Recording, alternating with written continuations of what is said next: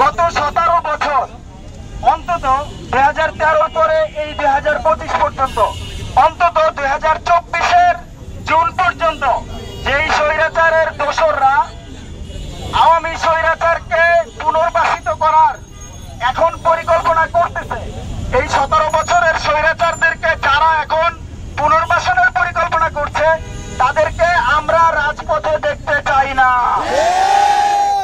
তাদেরকে আমরা রাজপথে দেখতে চাই না। শাপলার বিচার না হওয়া পর্যন্ত, শাপলা চত্বরে গণহত্যার বিচার না হওয়া পর্যন্ত, শাহবাগীদেরকে আইনের আওতায় না আনা পর্যন্ত আমরা কোন লাকি ইমরানকে রাজপথে দেখতে চাই না। লাকির কত বড় সাহস হলে অভ্যুত্থানের 1 বছর না পার হতে শাহবাগীদের বিচার না হওয়ার আগে কিভাবে সে শাহবাগে আসে? শাপলা শাপলার হাতিয়ার পুলিশের উপর হামলা কেন? জবাব চাই, জবাব চাই। পুলিশের উপর হামলা কেন?